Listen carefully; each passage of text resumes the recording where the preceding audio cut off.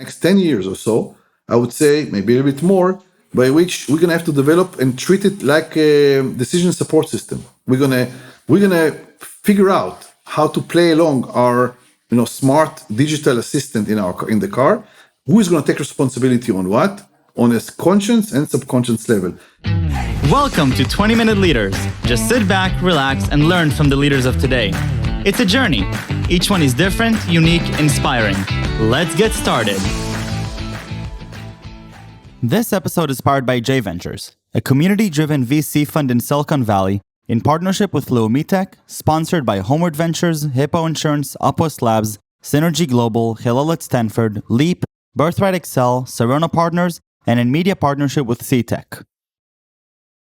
Let's talk about mobility. Welcome to 20-Minute Leaders and meet Tal Cohen, founding partner, Drive and Next Gear Ventures. Tal is a visionary entrepreneur and investor and is considered one of the leading innovation experts in smart mobility. He is the founding partner of DriveTLV, Israel's leading smart mobility innovation hub, and Next Gear Ventures. For the past 20 years, Dr. Cohen has been involved with many startups, helping to create companies with billions of dollars in value. Among others, he co-founded and headed ClickFox Inc., currently valued at hundreds of millions of dollars. The company is a global market leader in providing customer behavior intelligence software and services to Fortune 1000 companies. Tal Cohen, welcome to 20-Minute Leaders. Thank you for joining me from the Next Gear and DriveTLV offices. How are you? Very good, very good. Thanks very much for this lovely podcast, Michael. I'm really truly honored to have you here because we're going to be talking about some of my favorite things: automotive, sustainability, but all in the context of startups and innovation. And Tal, you're such a prominent figure, both in the Israeli but global ecosystem for these subjects exactly, with the founding of Next Gear and DriveTLV. I'm just really excited to hear about the founding story, to hear about your perspective on where the automotive industry is going. We're seeing a lot of news about it, in the last especially 2-3 years. So Tal, tell me a little bit about yourself and initially what got you hooked on the automotive industry personally. Sure. Thanks very much for the lovely, kind introduction, Michael. I'm not sure I deserve all these things, but look, obviously the mobility in automotive industries having this fundamental change, and that's driving a lot of innovation and startups and talent. And I'm just curious, and I like to be part of this disruption. And it's fun to be part of something such dynamic. This is how I find myself in that. Okay, I saw many startups here in Israel, and so many of them are touching innovation and mobility. And it was just talking to me and said, wow, this is a big challenge that we should address. Were you always passionate about cars specifically? Was this, from a childhood sort of dream? Like I know many kids have, they dream of Ferraris and those types of cars. Was that it? No. That's not it. I was passionate about mechanical things. Okay? So about moving things, but not necessarily cars, but, the concept of, drive shafts, wheels, mechanisms, processes, kind of things that you can play with your hands. That's definitely something that I was passionate about. And, putting this around digital, around AI, that's really made it for me, I love how you're bringing me back to the first robotics competition days. Now, exactly. How do you see the automotive industry today? Where are we at today in terms of the industry as a whole, from a 30,000 feet bird's eye view? Sure.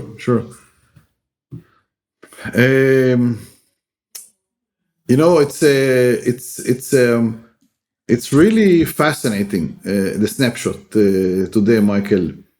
You have so many colliding forces, but I think the dominant one is coming out of a reality that we're in the COVID reality, in the supply chain reality, and in a recognition by the industry that the main energy source for mobility has to change and is changing from fossil fuel to electrification mostly. Mm-hmm. And I think that that has huge ramification on how things are moving forward. by all means, by means of the simple stuff, the fact that you're going to have more EVs model, but also on the level of risk and uncertainty that everybody's taking. The infrastructure, there's a company with that, the unknowns with regards to the user experience of those, what's going to unfold in the next 10, 20 years. So there's those compounding to major question marks about the industry in the future, the leadership, the winners, the losers, and it's fascinating to be part of that. Now take me back, 6 years, a little bit more than 6 years, to the founding of DriveTLV, followed by the founding of Next Gear. Where are you at in your career, and where is the automotive industry that sort of synergized into you founding these organizations? Yeah, so I'll tell you where I'm coming from in this point. Basically for 25 years before that, as an entrepreneur, as in person in the academy, I enjoyed bringing value to big corporations, from startup perspective. And I realized that one of the most fundamental issues that startups has to face is, as quickly as possible, get some orientation on their value proposition, Michael. So, it's good to come up with your ideas and concepts that can bring value, but it's very a necessity basically for the startup to get as quickly as possible understanding of where they are standing. Okay, how good is the solution? How valuable is the idea, and what to do in order to change and make it more valuable? So that's from the startup perspective.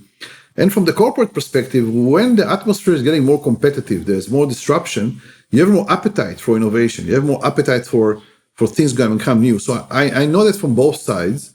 And basically 6-7 years ago, when I really I was actually mostly in the US, come back to Israel, and I saw the talent, the pool. I realized that there's a tremendous potential here in Israel in terms of startups in mobility, but there's also tremendous unknowns. And I saw the unknowns spread, to the corporates as well. The people I met, the entities I met, they were in awe from the innovation, but bringing it on board, it's a different task altogether. So I realized the gap, and that's why, I proceeded the way I proceeded. Now, I imagine that, if you look at traditional, B2B SaaS or product-led growth companies, in order to get their validation, you sort of, you create a POC, you put it out there, and then it's pretty cheap, both in terms of time and money to get validation and seeing, how people engage with your product. But there's an extra added layer of complexity when it comes to the automotive industry, right? Why is it so hard to get that validation in this industry? So I think there's a positive side to that. Not necessarily hard. It's obviously hard, but there's a positive side to that as well. Okay, the automotive industry is an industry that works.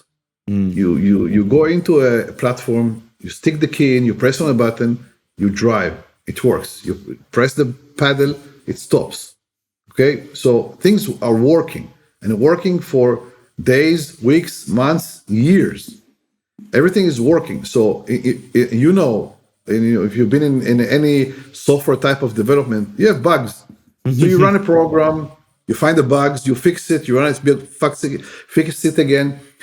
So traditionally, to go 10, 20 years back, you cannot have bugs on mission critical systems like that. And I think it's a concept that built tens of thousands of people, 100,000 people organization. And it's a cultural thing. So if you want to introduce innovation, experiment, on different type of versions and reality, it's much more difficult to do it in a classical environment that is manufacturing, reliability based, and valued, and a certain DNA of organization. Right. And so how do these two organizations sort of work, hand in hand with, when it comes to startups in the automotive space?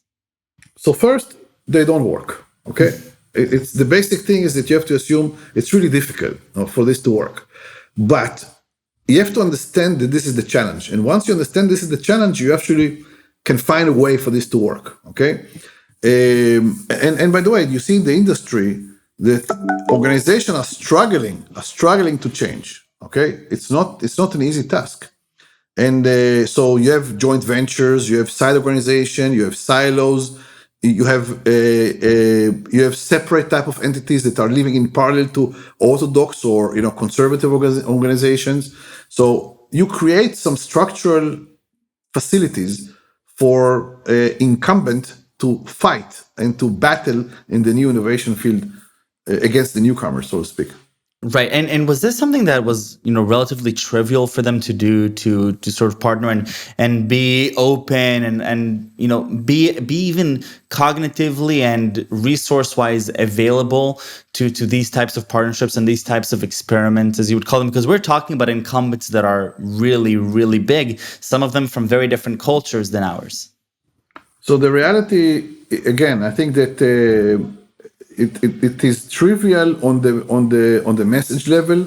It's very difficult on the execution level. Right. Because when you have things that work for decades, it's very difficult to redirect them. It's very difficult to take resources and move it to a totally different area and kind of ignore whatever worked for you for the last 25 years.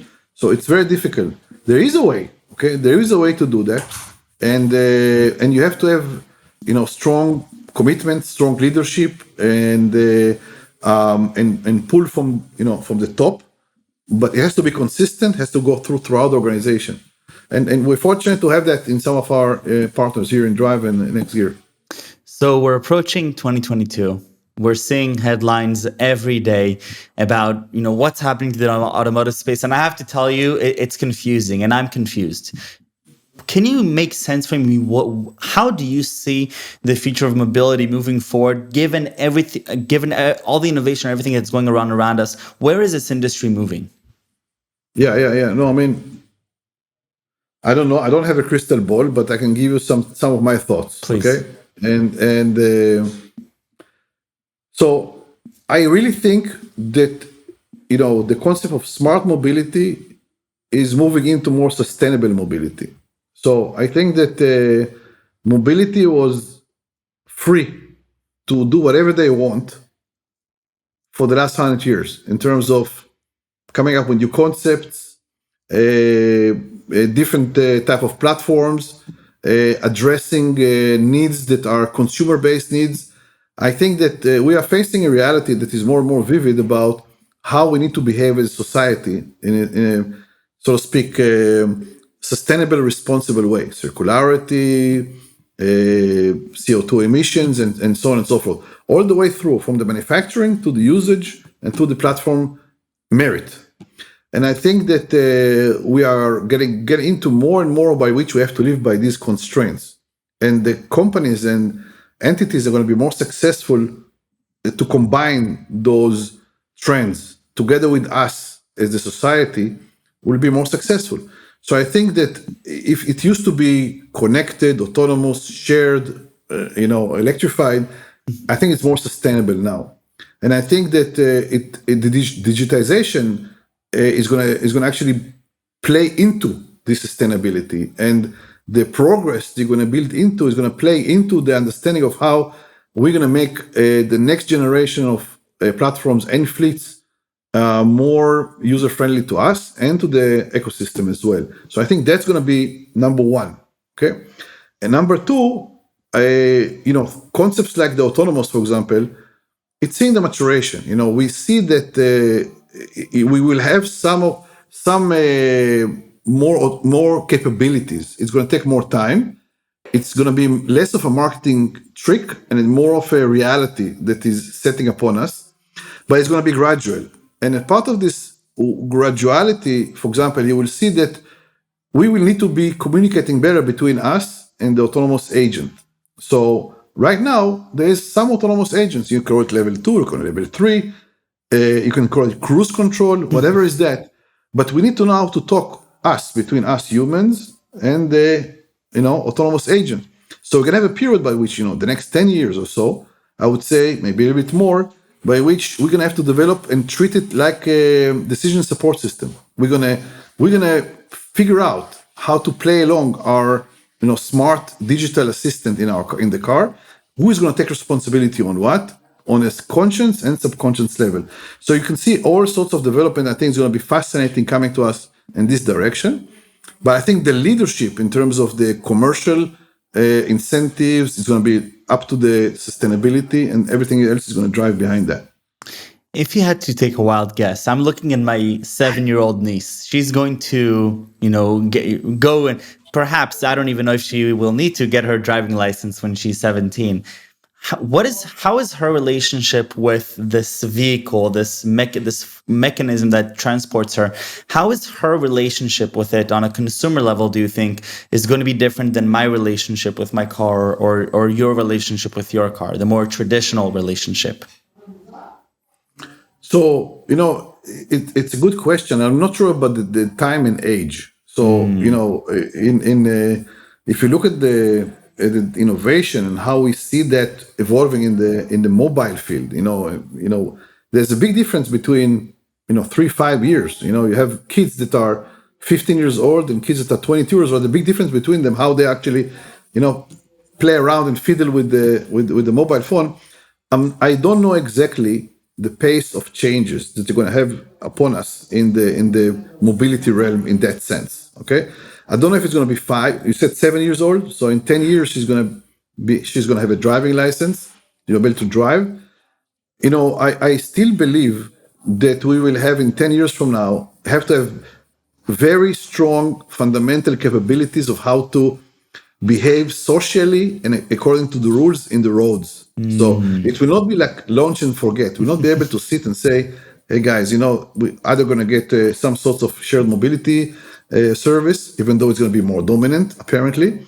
And I don't think it's going to be a matter of a decade by which you're going to have a fundamental cultural change by which people will not really need to know how to lose the skills, so to speak, of motoric skills of how to, pass a car or how to park. We're going to have some of that, but it's going to be, how should I put it, accessorized. So think about that. There are going to be some tasks by which your daughter or 7 years old or 5 years old or people that are, going to be maybe 17 years old, 20 years old, maybe 10 years from now, will not need to know. Okay. So for example, driving on a highway, it might be that driving on a highway in certain places in the world will be something that people have less experience with, because that will be more easily turned into the autonomous agent part, so to speak. Okay. Mm-hmm. So think about a task that we do and think about yourself. What can be allocated for the future? What can be allocated for the present? And I think that you can fill up the gaps there. So Tal, biggest problems left to solve in the space. Young entrepreneur, love automotives. What, in your perspective, what are some of the most pressing and most interesting problems that we have yet to sort of uncover as we're going through the sustainability transition? So I think that there are still many to address. Okay, and if you look at we talked about sustainability. I really think that looking at the source of energy, the battery is to a certain degree it can be changed very quickly. So progress in technology, storage technologies, alternative energy technologies, all this will have fundamental changes. If you think about how you manage fleets, how you manage cars, when to charge, how much to charge. Any singular solution that can have a difference in this can change the behavior of the whole industry. So there's a big potential in finding innovation in this field, literally. So if we talk about sustainable mobility, it's a step function. If we find any type of innovation, I think it's worth thinking about that and actually doing things in that. But as well as on the digital side, the path is still very long. And I think concepts that are going to help us build a better decision support system on the path is definitely huge there. But we're not going to stop there. As you know, vehicles are becoming extremely complex and sophisticated platform. And I think that has to be improved as well. But not only that, the infrastructure plays as well. I think you can actually have a trade-off. You have less sophisticated platform, but more sophisticated infrastructure.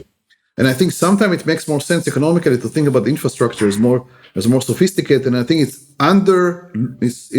undervalued, so to speak, today. People look at the vehicle, and I think the future holds a lot of promise for the infrastructure, and I think there people need to think about.